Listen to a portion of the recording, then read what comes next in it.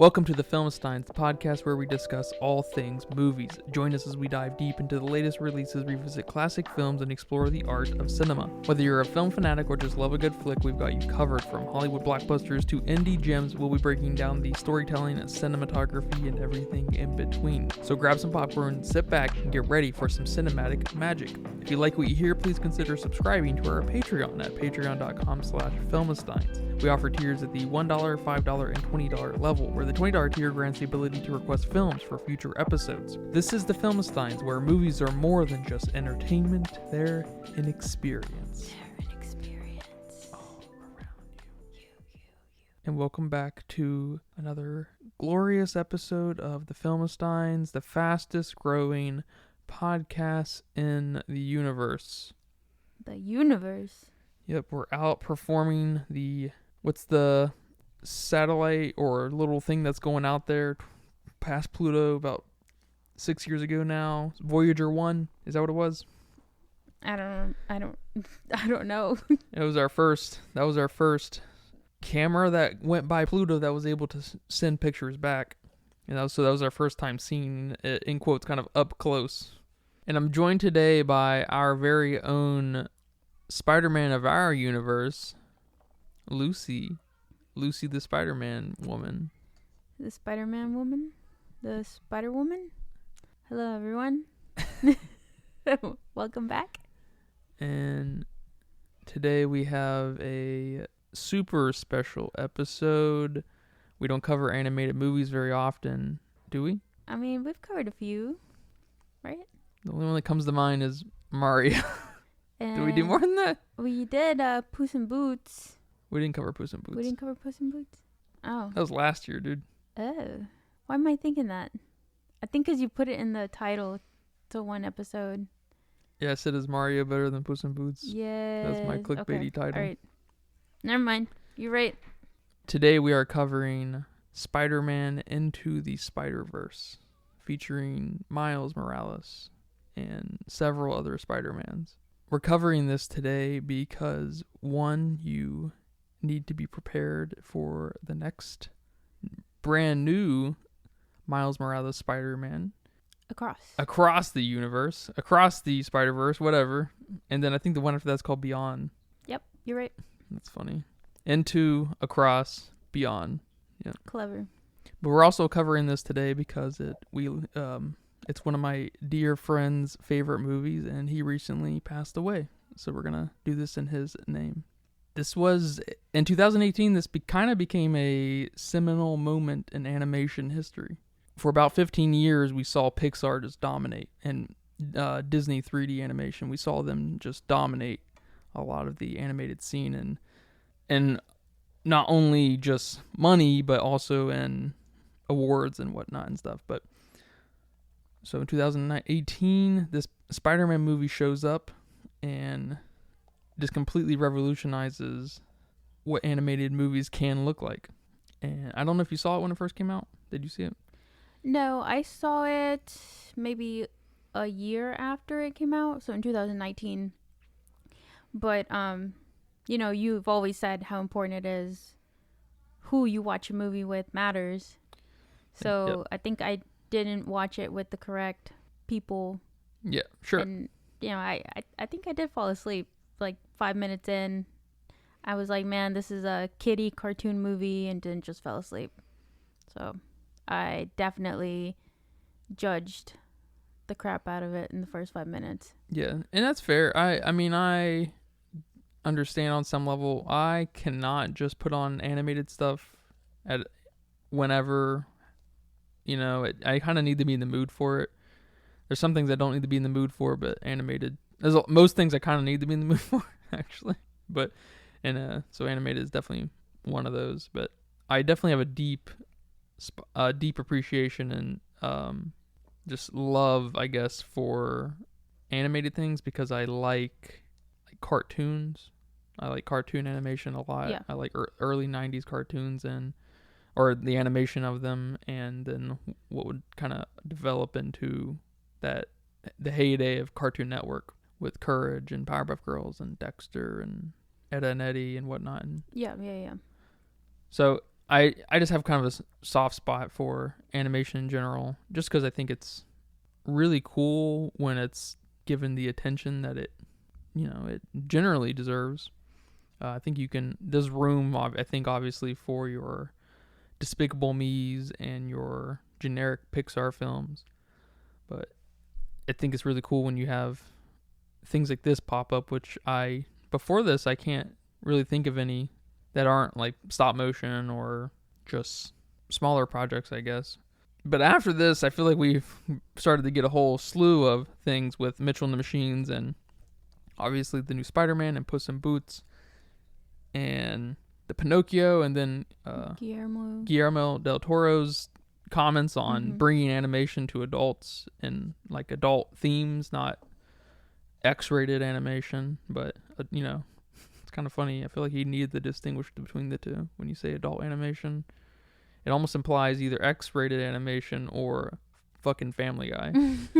You know what I mean? But like, thematically kind of resonating just things caught in animation, whether that's stop motion or traditional animating. And I can't wait for that. And I think Spider-Man Into the Spiderverse is gonna be looked back. I don't know if it already is. I just kind of feel that way, and I would like to hear from like someone who's like deeply connected to the animated world. But I feel like this is gonna be a thing that they look back in 25 years, and because as long as I guess we see this swing, that I just feel like this is gonna happen. I feel like animation is going to be the next Marvel for the next 10 years.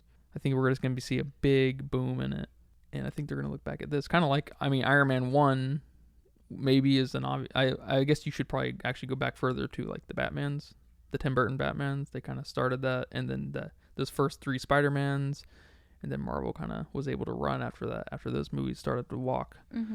So I think we're going to see a similar thing here, and I don't think it's the most interesting story. I know you said that right before we started recording. It's nothing special story-wise, but visually it's like crack, isn't it? Yes. My gosh. So tell me a little bit about what you think about this movie. A little bit, just anything. High-level thoughts.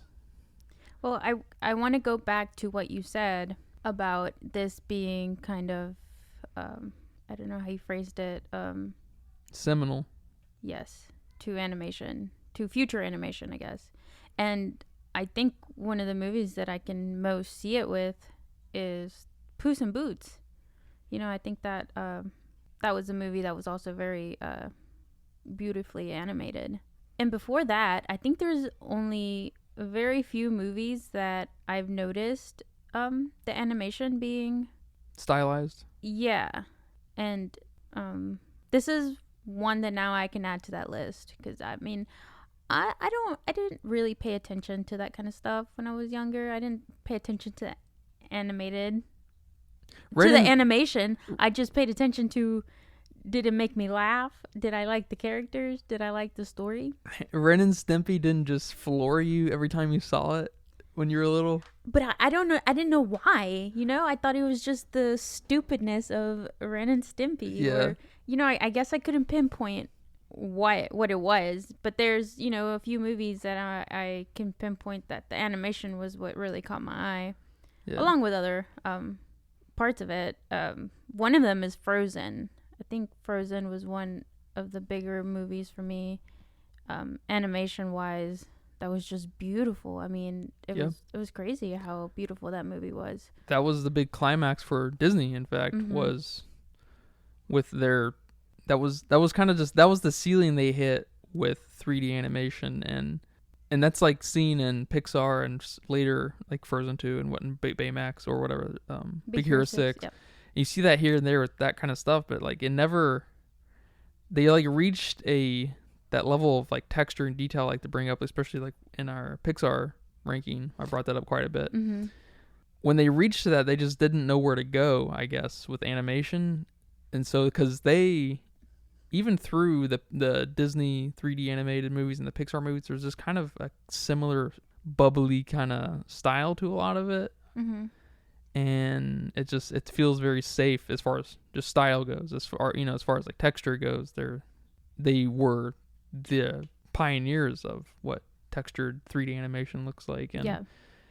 And Frozen's kind of the milestone marker for that, especially with the castle. That castle, I think, supposedly took something like, it took like 6 months of man hours to animate that castle Holy crap.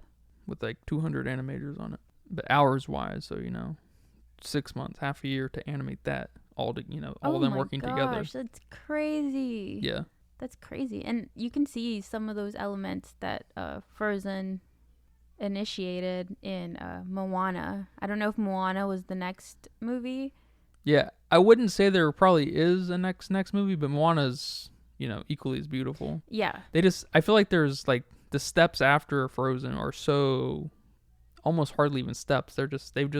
They've honed in on their beauty and they're not ready to explore outside of what they've mastered, really. And you can't take that away from them at all, because Moana, Frozen 2, Big Hero 6, Encanto, these are extremely beautiful movies. Somehow even more beautiful than Pixar movies, when Pixar kind of had that all to themselves for like 10 years, 15 years almost. And I feel like I don't know if it's the same studios or not, and they just share the fucking name Pixar and Disney 3D animation or whatever. But the Disney side of that is definitely starting to outpace the Pixar, because Encanto, way more beautiful, way more interesting looking than fucking Lightyear. You know what I mean? Like, yes. What is even happening? I don't know. Yes. And another movie, which I'm really curious what you'll have to say about me saying this, The Polar Express. Bad or good? It was definitely different. Well, I think it was sort of amazing at the time. It's one of those, it's kind of like Mario 64, where this early 3D animation, like trying to take this early, it also kind of reminds me of Dinosaurs, the movies. Where we have this really early 3D animation that at the time looks really cool, kind of like Shrek as well. And at the time, it looks very cool. You cannot, don't misunderstand at all. At the time, it's fucking cool, especially the hair and like the facial animations and stuff and the motion capture and everything. But as time went on, we saw what that looks like when it's done better. So that stuff just, because it's so stuck in like a realistic kind of animation, it kind of starts to feel like, maybe uncanny. I'm not sure if that's the right word, but it starts to feel really off and disturbing. Polar Express is fucking disturbing to watch, I think. I still love it. I still think it looks really cool. Maybe it's just my childhood thinking about it. I love watching it every Christmas. I mean, there's nothing else like it. There's nothing else like Polar Express. Not. I can't fault you for that at all, because it's an interesting film. It's a very important film to animation history. Absolutely. I think that might have been a Sony movie too. Was it? I don't know. I think you might be right. It looks like it was a Warner Brothers movie, which is even more interesting because their claim to fame and animation lives in the cartoon world, the 2D world, because they are responsible for Cartoon Network and Hanna-Barbera and stuff. Or I guess later they would buy Hanna-Barbera and deliver on Cartoon Network. Yeah, no, I know you like that movie. And every Christmas, you always talk about how creepy it is. It's not a pretty movie. Yeah. It's pretty in a sense that it's just different and weird. It reminds me of certain it reminds me of certain video games with the motion capture where it's just not right. I guess it is an uncanny thing. It's just not quite there, but it's special. It still is special, and Dinosaurs doesn't have any realistic animation because it's fucking about dinosaurs. We don't know how dinosaurs moved. Yeah. And we couldn't mocap any dinosaurs. And it takes place it's like animated over actual like landscapes, like real landscapes. They supersede animation over like, fucking Nat Geo sweeping things that are and so it's like kind of weird in that way too, and I think that's even early. I think that's like 2000, 2001. Polar Express is 2004. Yeah, and that's also one of my favorite movies, Dinosaurs. Yeah, but with Polar Express, eliminating the, characters, the humans, the train looks awesome. The ticket, I mean, the ticket looks so cool. And especially when he's hole punching the ticket. Yeah. That's so cool. The whole, like, Santa sleigh, the ending. I mean, it's definitely really cool. Yeah. I think you'll probably never hear me say this again, but Polar Express may be today a little underappreciated. I think it is. I know at the time it was kind of, the Home Alone of its time, where it was on all the time. People, loved it and everything, but I feel like it's been kind of forgotten to history. Yeah, we went on, I think my first time seeing it was a school field trip when it came out. And then I think the next year it was playing somewhere else. It wasn't playing at the movie theater, but it was playing like at the Pink Palace or, one of those museum type places. And we went on another school trip to see that. So, it was a movie that schools took you to go see all the time. Kind of like Nemo. I guess they play that a lot in schools too. Around the same time. But this movie is definitely there in pioneering some of this animation.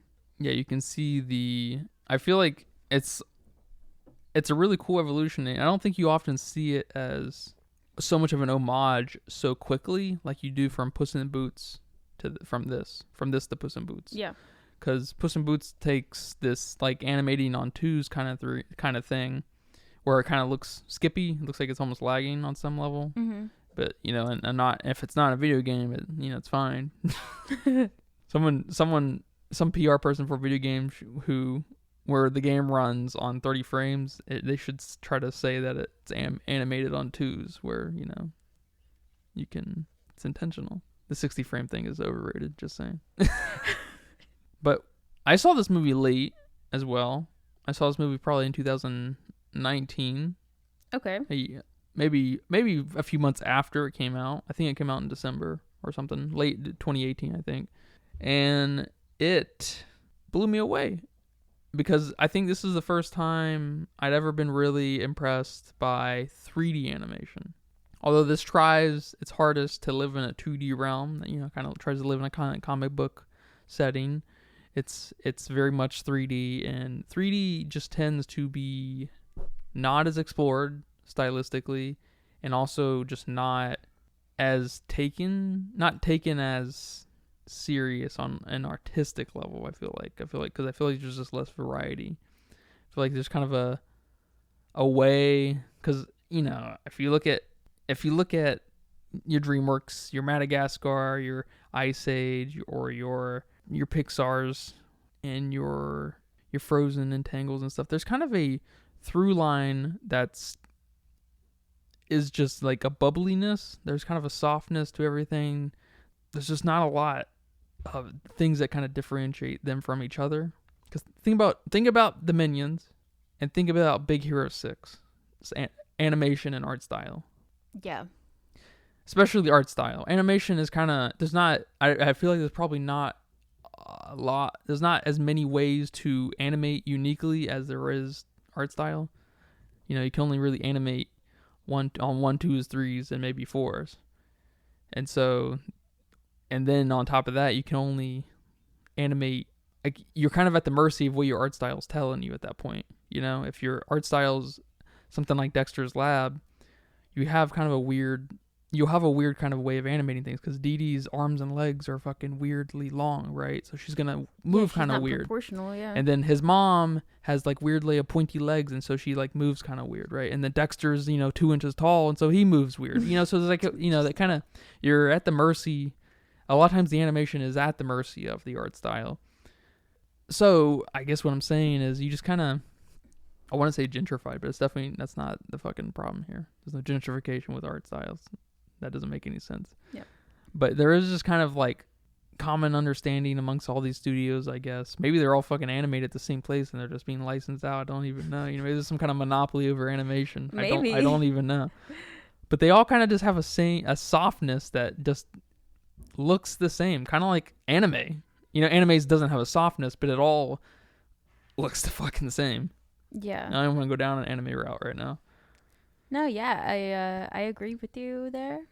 I guess I can kind of prove it to myself by, can I picture the minions living in the Yeah. Big Hero 6 world? Yes, I can. Can I picture all of them hanging out with Rapunzel? Yeah, I can. They look like they belong in that world. Yeah, and it's actually funny that you say that because I kind of run that same filter in my head, but through.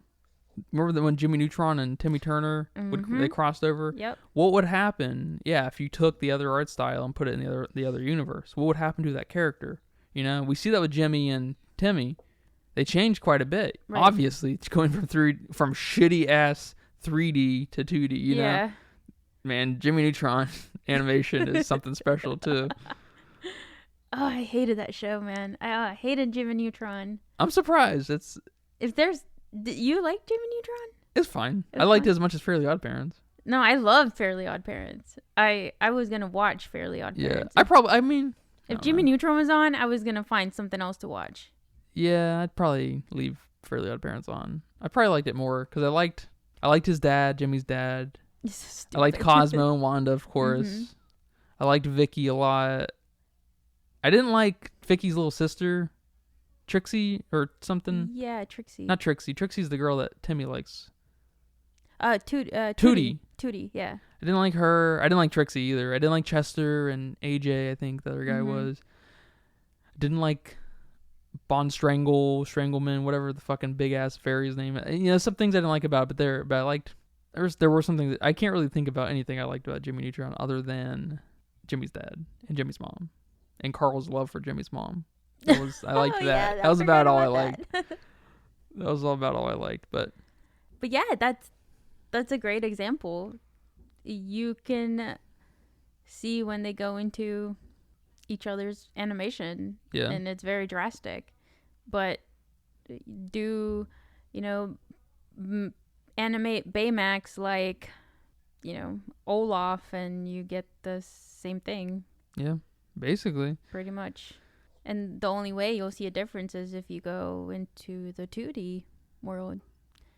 Back with your Aladdin and Snow White and Beauty and the Beast. Mm-hmm. Yeah, and I guess you could even say that a lot of those were kind of animated similarly, but they were...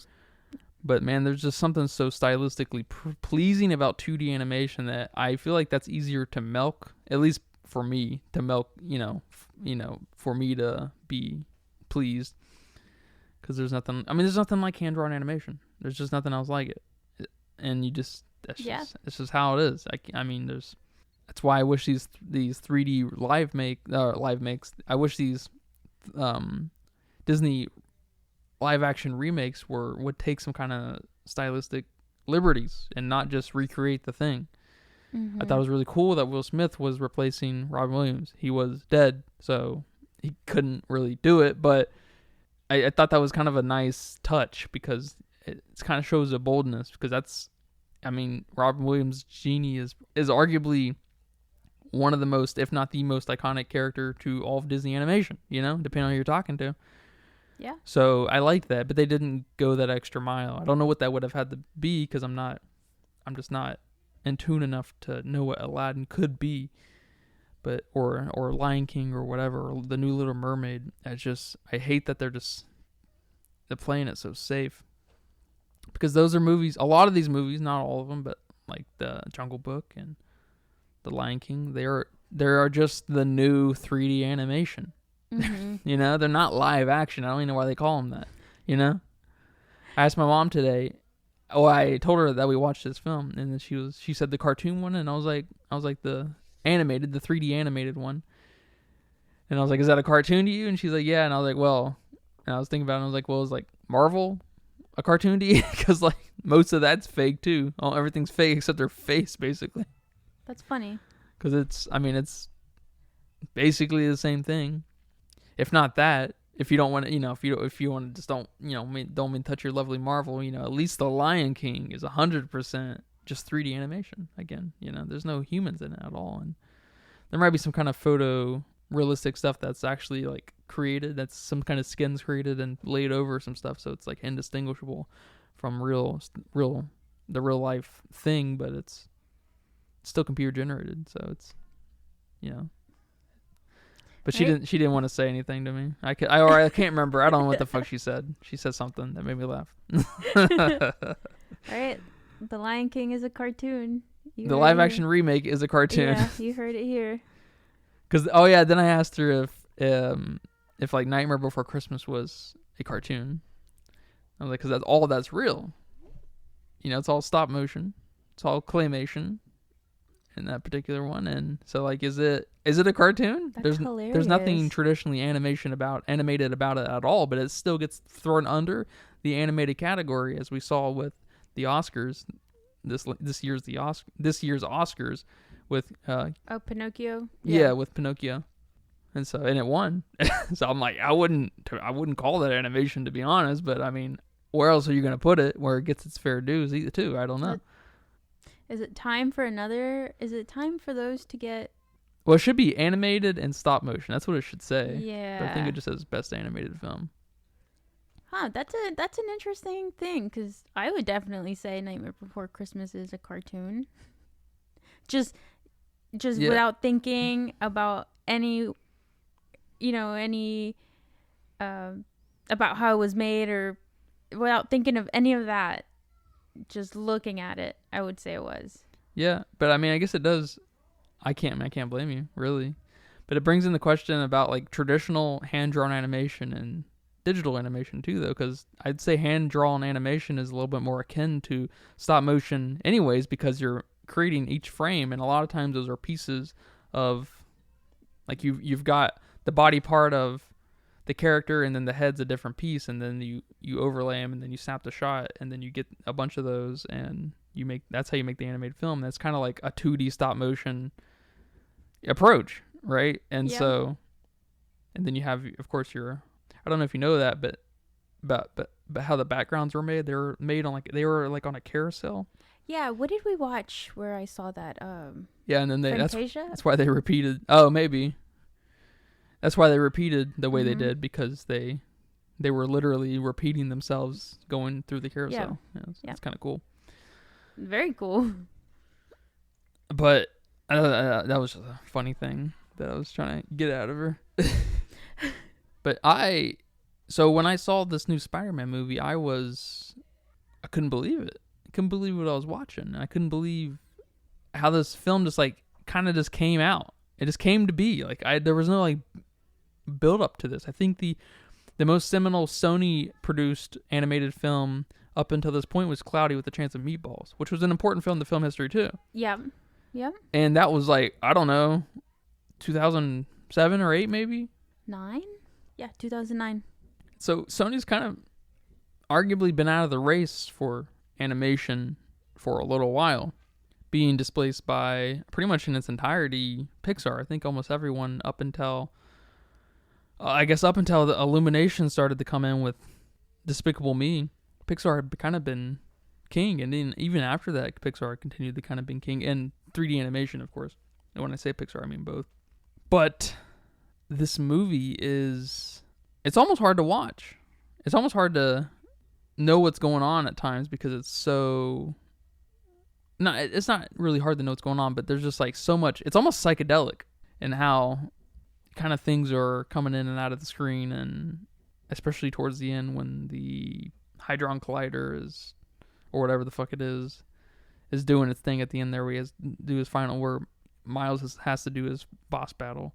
It's just nuts. I don't really know what to say about it, to be honest. I'm still... Yeah, it's a bit hard to keep up with when you're trying to kind of have this comic style with 3D-ish, and then you have words on the screen too, like you do in comic books.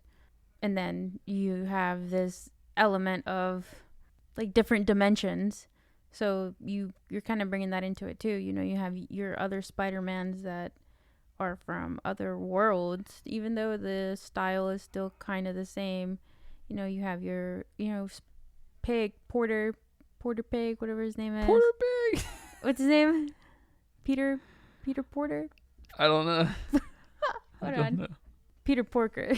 Peter Porker. Yeah. I guess that's kind of obvious. Porker. Yeah. Yeah, Peter. We should have known that. And then he's got, his style of cartoon, and it's a lot. It's a lot going on here. And not to mention, Miles is into street art, so now you have to have this kind of artistic element. Yeah, it's a good compliment to just the wild style we've already got going. So it's pretty cool. It's pretty impressive, but it is a lot. I agree. Did you know Donald Glover, Childish Gambino, and the creator of Atlanta, Donald Glover? Mm-hmm. He inspired Miles Morales. He inspired the creation of the character. I didn't know that. I can see it. I can totally see it. Yeah. I can totally see it. He was going to be, because they were thinking about, before the Andrew Garfield film came out, Sony was thinking about, and kind of talks with Donald Glover to be Miles Morales. Or to be a Black Spider-Man, I should say. Okay. And that never went anywhere. But they liked, I guess, the energy and kind of style he brought to the character, where they just invented the new character, which is cool because it would have worked either way, because we have this whole multiverse thing with Spider-Man. So Miles' existence in any of the universes is kind of irrelevant, because he would have just existed in a different universe, because it's just the way the multiverse will work anyways. Yeah. So it's kind of funny in that way, but I like that they just totally embraced him, and he's become bigger than Spider-Man or Peter Parker. I like him much more than Peter Parker. And now he's already got a game. He didn't have to work very hard, He's already got a game. He's about to be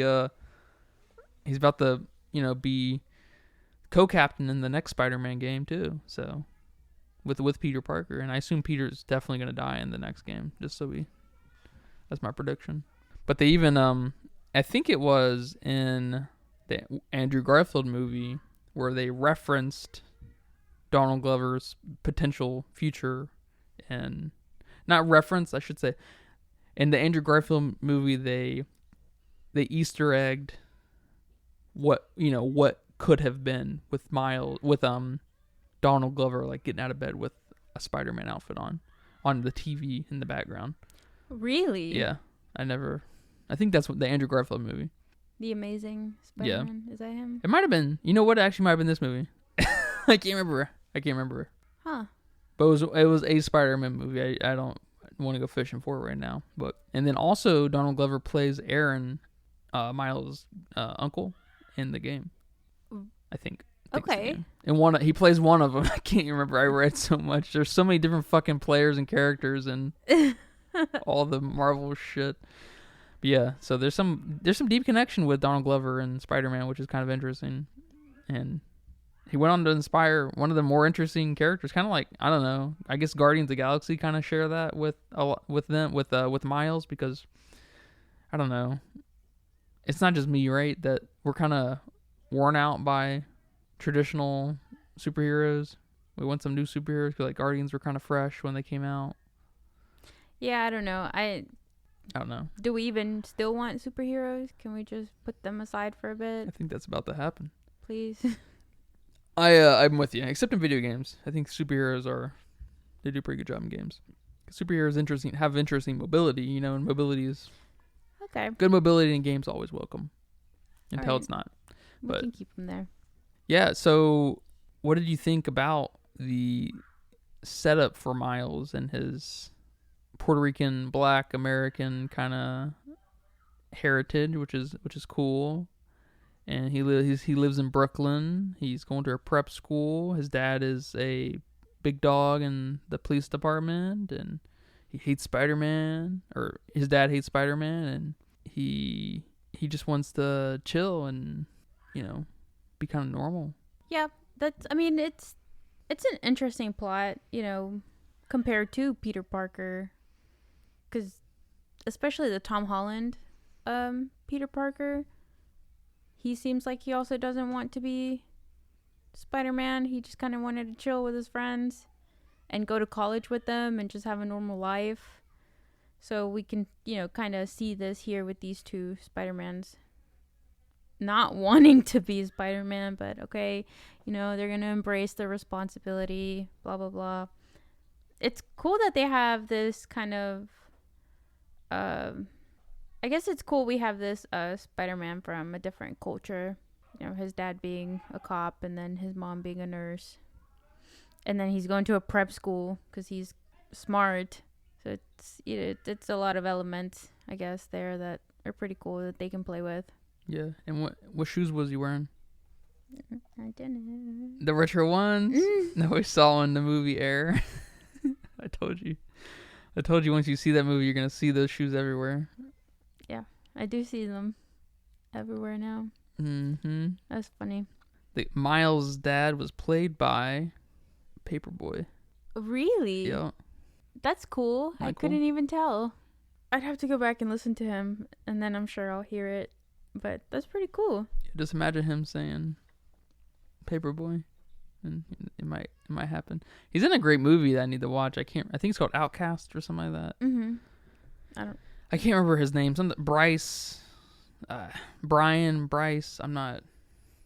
Brian Tyree Henry. That's his name. What do you think about Spider Lady girl in high school? Where she gets her fucking hair torn out. I would have been so fucking mad. I know, that was crazy. That was a crazy scene. Yeah. That's probably top. That's top 5 scenes, I think. Thought that was a good scene. Yeah. They had to buzz her hair. Oh my gosh. Yeah. I would have been so mad too. She Played was by- cool. Played by Haley Steinfeld. Yeah, I thought she was pretty cool. I thought her character was pretty cool. Did you expect her to be a Spider Woman? No. No, I thought this was just a love interest here. You know, like Gwen. So, you know, I thought Spider-Man was going to save her from something, which he kind of did, but I don't know. She was going to save him first. Didn't see that coming. Yeah. I thought it was weird at the very beginning where I guess it was the same scene where he ripped her hair out, where she was like, I'm Gwendolyn, Wanda, whatever. Yeah. I was like, what is there? I mean, why did she do that? Maybe she didn't want to say her name was Gwen. Why? To us, to the audience. Oh, you think that may have been what that was? I thought so. Because why else Yeah. would she have to lie about her name? That was funny. What do you think about Nick Cage being in this movie?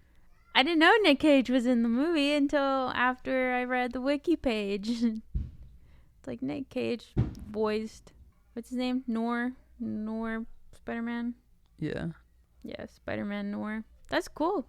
I can't believe I didn't recognize his voice. I didn't want to say anything until now. If you didn't know, You should have told me. when we were watching it. Yeah. Nah. I was like, my eyes were looking at you in my peripheral vision. That's pretty cool that he was in it. Yeah. I liked his character. Apparently, he has a deep love for comic books, and his son is named after some villain or something from some comic. I don't fucking know, but he has a deep love for that shit. Kind of like Robin Williams named his daughter Zelda after the character. Isn't that cool? Oh, okay. That is cool. Yeah, that's funny that I don't know in what episode we talked about Nick Cage and that there were 3 roles he's always wanted to play in. And I don't remember that third one for some reason. And I haven't looked it up since then. But, you know, one of them was Dracula. And he succeeded there in Renfield. And the other one was a superhero. Hello, you're Spider-Man. Isn't it Superman? Huh? Was it not Superman? Oh, was it Superman or was it just a superhero? I'm not sure. I think it was Superman. I think you're right. Yeah, which almost happened. Yeah. Which, I mean, come on. You're Spider-Man. That should get like half a point. Yeah, I did see that Nick Cage was also a potential cast for Iron Man back in the day. Oh, I'm so glad that didn't happen. And then the first pick, this would be funny too. The first pick was apparently Tom Cruise. And Tom Cruise didn't think it was very good. He didn't want to be part of that, which is kind of funny because I don't think Tom Cruise I don't think he's in anything that's like above Marvel except a couple things, but like he's, I feel like he would have been fine. Yeah. I don't know why. I think so too. But I think Robert Downey Jr.'s. That worked out. Yeah. That worked out for him. Yeah, because it wouldn't have had the same energy with Tom Cruise. No, it really wouldn't have.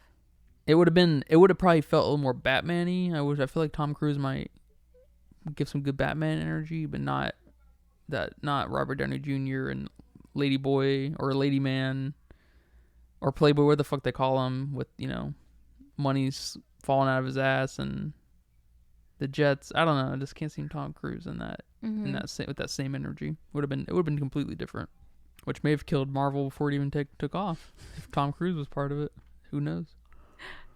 Maybe. Could you imagine Nick Cage being in all that? No, I can't. I can't either. I honestly can't. What do you think of our bad guys? Our bad guys? We had a Kingpin. lady Doc Ock. Yeah, she was cool. I liked her arms. Yeah. They're not so mechanical looking. They looked very futuristic and fun, and they were cool. Like they belonged to her body. Yeah. Yeah, she was cool. Before she put her hair up, she looked like the girl from Harry Potter, didn't she? Yeah, With the glasses. Professor Trelawney, however you say her name. The lady who the reads divination the tea. teacher. Yeah. Yeah, like that. Yeah, she did look just like her. And then we have Prowler, his fucking uncle. I did not see that coming. You didn't see that coming? Okay, I'll take that back. I was suspicious when, his uncle left. And he's like, oh, his voicemail was like, oh, I'm not going to be here. I'm out of town. And I was like, where the fuck is he? Yeah. He's got to come back in some way. He was here in the beginning. He can't that's not how movies work. Right. So I wasn't exactly too sure how he was going to come back. But it was there in the back of my mind that he was going to come back somehow. Yeah. But I didn't know he was going to be the Prowler. I didn't know he was going to be the guy who's trying to kill his nephew. But that was cool that he let him go. He took off his mask. He's like, oh shit, I actually like you. And he gets killed. So, damn. I didn't know how to feel about what's his name? Kingpin? Kingpin, yeah. I don't know. He was too unproportional for me to get past. I see. Yeah, he definitely had the most cartoon energy with his proportions. Mm-hmm. I like Kingpin a lot. I think he's super cool. He reminds me of the Penguin from Batman. Yeah. Except he's actually like powerful and can do shit himself, unlike the Penguin. I liked how big. I don't know if it's normal, but I liked how big the Green Goblin was at the very beginning. I liked that. He was beating up the I guess this universe's Peter Parker, and then Kingpin puts the final pin in him. But I like how big he was. It was cool. Yeah. I guess I don't remember him. Real brief. Yeah, he was real brief. I do like the Peter Parkers though. I like that this universe Peter Parker was like blonde and well loved and all that stuff, and then we have this brown haired Peter Parker who is just down let on himself his luck. go. Yeah. I like that too. He got divorced. He's just trying to get over his life. He got all his shit taken away. His kids hate him. He doesn't want to be a mentor. Yeah, I like that. That was good. Yeah. What were you gonna say? No, go ahead. His character is kind of a nice duality between him and our Peter, that Peter's universe, or that universe's Peter, and Miles and the brown-headed Peter Parker, because he was kind of polar opposites with the blonde Peter Parker, but he also had this conflict and this room to grow with Miles, because Miles wanted him to teach him, and that guy was like, nah. And then he slowly kind of loosened up, and he not only taught him, but he kind of gained back some of his confidence. I guess he didn't teach him. Miles kind of had to figure that out on his own, as we kind of find out throughout the movie. Because who can fucking teach you how to be Spider-Man, Yeah. It's just not, it's not like learning, some fucking physics or whatever. You just kind of got to fucking figure it out. But Miles he learns that from the brown-headed Peter Parker, but brown-headed Peter Parker also kind of learns something from Miles, and that he can, nothing's really the end of the world. And that's kind of a theme here and they make fun of a little bit that it's always the end of the world with everything, which is always, it's just making fun of, I guess, superheroes at large. But I think it's good to be self-aware a little bit on that level, but not to the degree that, the MCU is, because except they're not even aware of it. They just make fun of everything else. Yeah. But if, you gotta be a little careful with that. But I think it was handled pretty smart here. What were you gonna say though? Well, to that, he also taught him that he can be a dad, that he does like kids, and he likes teaching. Oh yeah, that's true. He can become a parent, and he can take that back to his universe and, get his girl back. So I like that. There's a nice, sweet moment there. Yeah, that's good character storytelling. Yeah. When you have people learning from people, we don't need any Mary Sues. Mary Sue's. But I guess one last thing I want to add is I really like the score and soundtrack of this film a lot. I was reading that Post Malone song, Sunflower, was originally going to be a Donald Glover song, Redbone. That's what they were going to have they were going to have Miles, sing and screw up. But that song was already in Get Out. Like, Get Out had just come out, and they put it in that movie, so they didn't want to have it there too. That's funny. So they went with Post Malone's song, which I thought that was funny. And now you tell me this stuff about Donald Glover, that's even more interesting. So I don't know, but I mean, I like that song a lot. And I think the whole soundtrack is awesome. I like the that weird ass noise you heard every time we saw the Prowler. Yeah, it was a weird sound. It was the weirdest. It was like almost like a Godzilla sound, just a shortened version of the sound Godzilla makes, and it was so eerie. It was so creepy, and I liked it. Yeah, had a kind of a horror sound to it. Yeah, and it was like every time he was on the screen. Yeah. So you knew he was coming. You knew his ass was there. So I like that a lot. Yeah, I like that too. It's kind of funny that the soundtrack was actually as good as it was, because none of it's original. Some of the songs might be originally made for this, but they all pretty much are, just songs created by musical artists. And they're not original scores or anything. It's not an original score as far as like, soundscapes and stuff. I guess the soundscape is what's happening, like what you would imagine is happening on screen, not the like mood sound, you know what I mean? But they're not it's not like Banshees where it's just these same 5 fucking notes playing out throughout the whole movie and there's no music, or there's no like lyrics and stuff.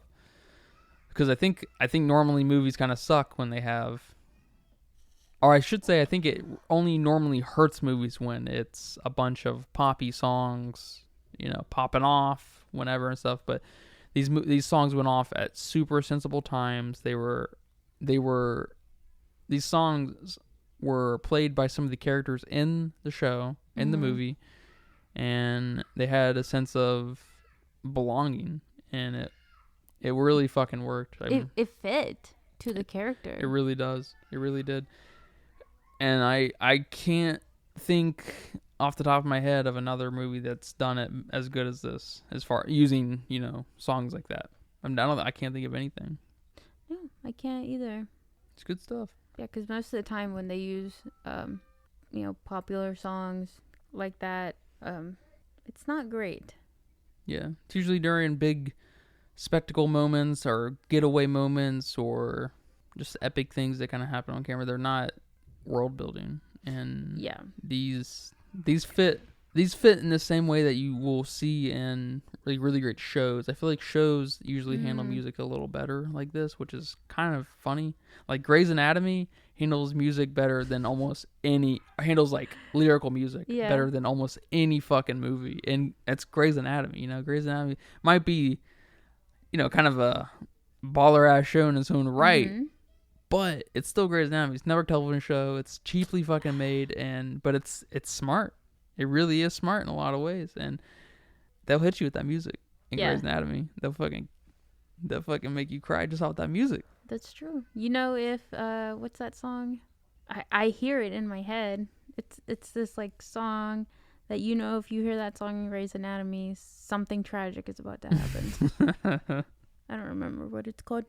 Atlanta has a really great soundtrack too. And I mean, don't get me wrong. I like playing soundtracks to movies in the car.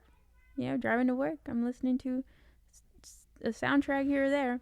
And one of my favorite soundtracks to a movie is Shrek 2. Shrek 2 has one of the best soundtracks out there. But it's not part of the story. It's not.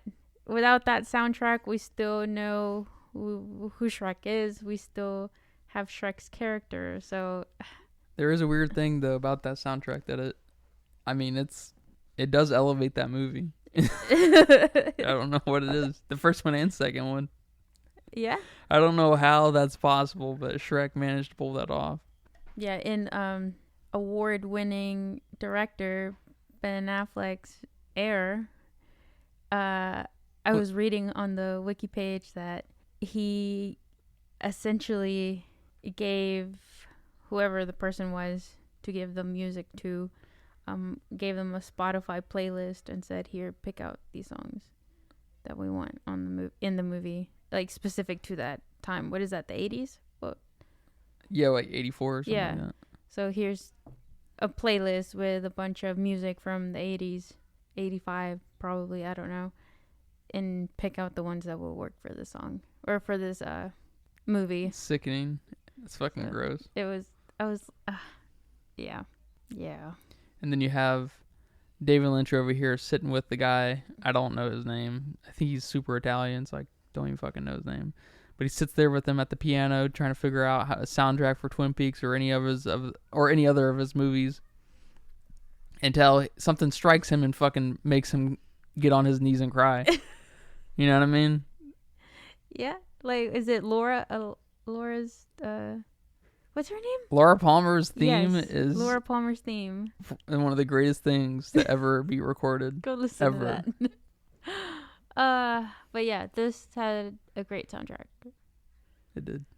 I would have guessed that Post Malone made that song for the movie.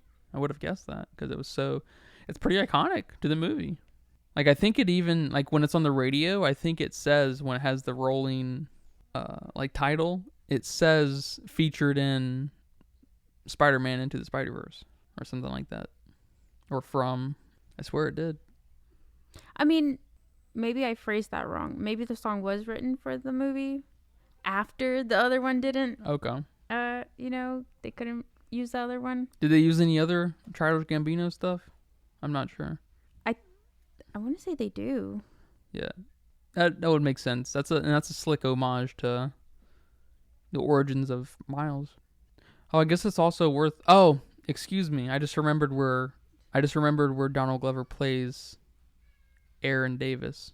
That's in, I think, the first Tom Holland Spider-Man movie where he's buying guns under a bridge. Remember Donald Glover was in that film? No.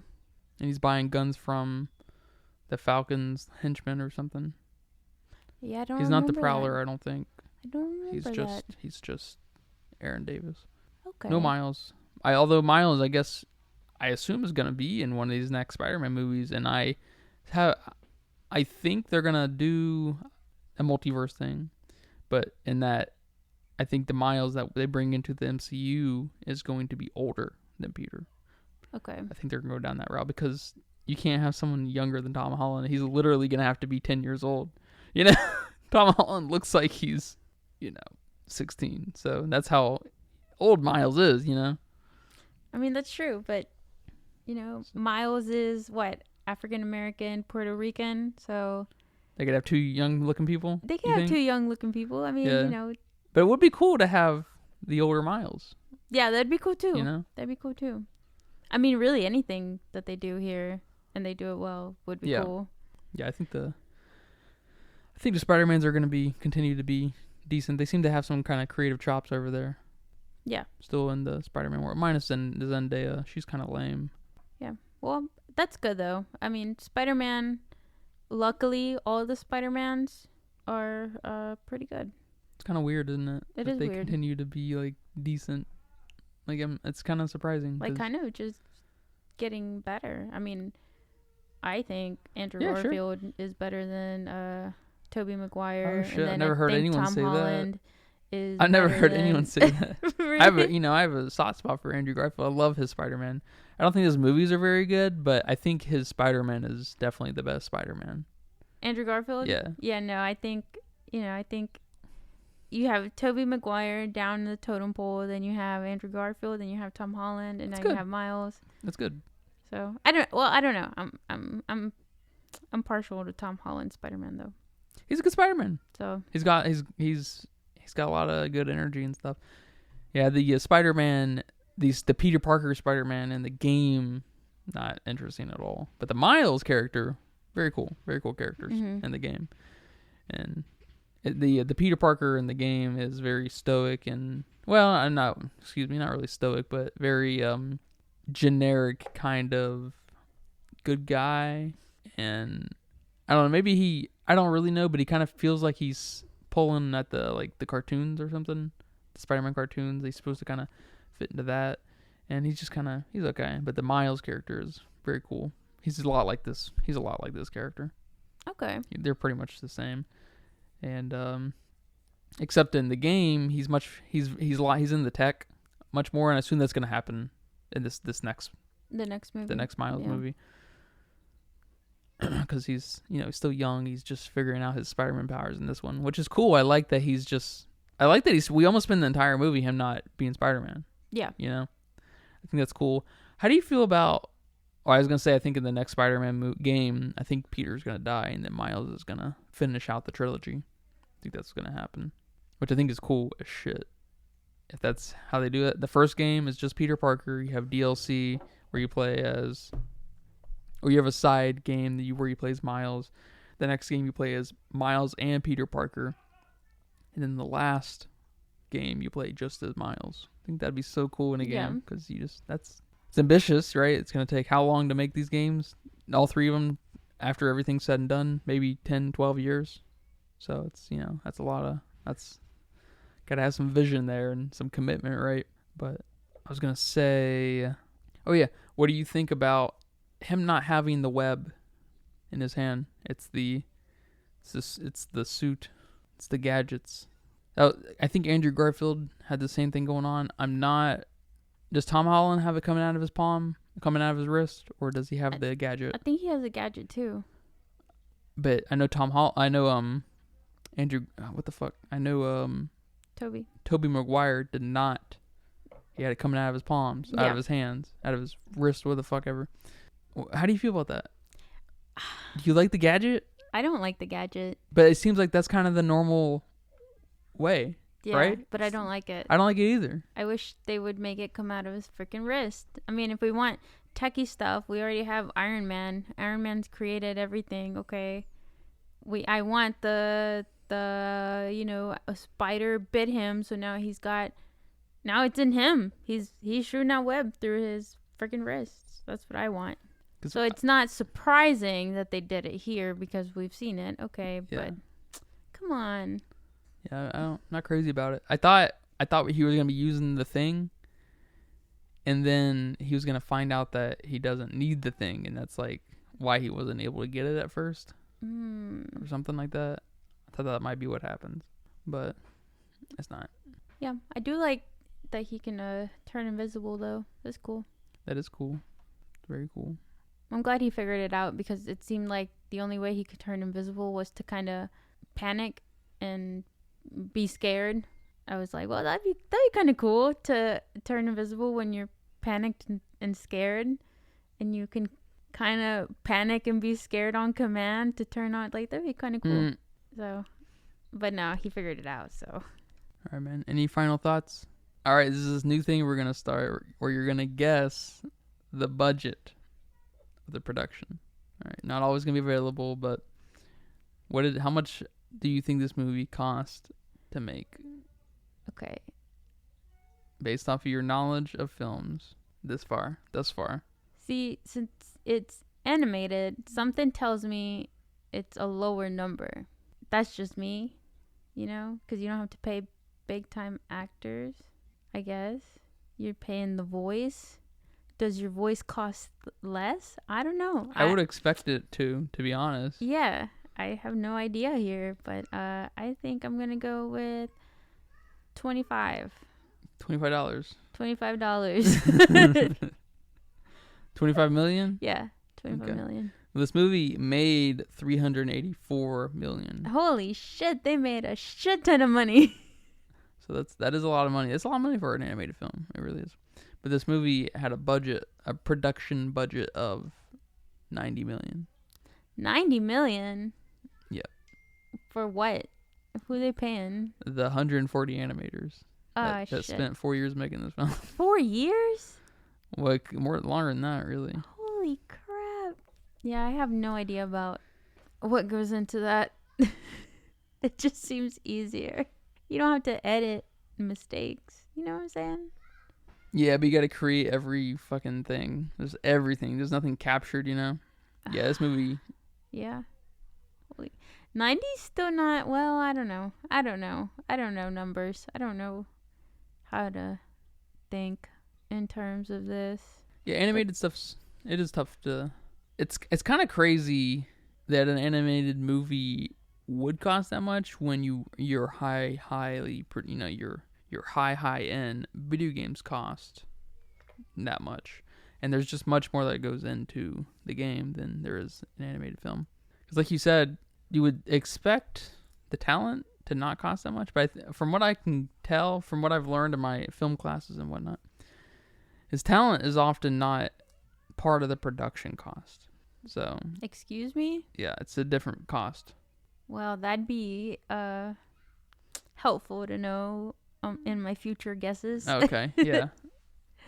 Because I'm over here thinking, you know what? Maybe Nick Cage asked for 15 alone. He probably did. Is that a lie? I have no idea. For Nick Cage, that didn't sound that bad. That sounds probably about right. 15 million? Yeah. But I don't know. Yeah, I don't have no idea. For his voice, I don't know. All right, well, that's cool. Yeah, well, thank you for watching this film with me. I enjoyed it. Yeah, thank you for watching it with me. I can't wait for the second one. Me too. You excited? I'm excited. I feel like because they kind of set the mood for the animation, they have to deliver on quite an interesting story. They need to bring the big guns out when it comes to story. Yep. Because editing and animation, can you even say editing when it comes to animation? Is it just not animation in general? You know what I mean? Kind of is, isn't it? Because like you were just saying that it's every little thing is curated to the very particular thing. You know, exactly. You're not working with what you got. You're creating what you got. I mean, I guess maybe at the end you're like, okay, you know what? Maybe we didn't like this, how this was made. Let's edit that. Okay. Yeah. I guess. Yeah. All right. Well, until next time, take care. Bye-bye. Okay. That's good, yeah. And that's a wrap for today's episode of the Filmistines. Thanks for tuning in and joining us on our cinematic journey. We hope you enjoyed our discussion and gained some new insights and perspectives on the world of movies. Don't forget to subscribe to our podcast on your favorite platform, especially Patreon at patreon.com/Filmistines, and follow us on social media for more film-related content. We love hearing from our listeners, so if you have any feedback, suggestions, movie recommendations, or book recommendations, please feel free to reach out to us. Until next time, keep watching and keep loving the magic of movies. This is the Filmistines signing off.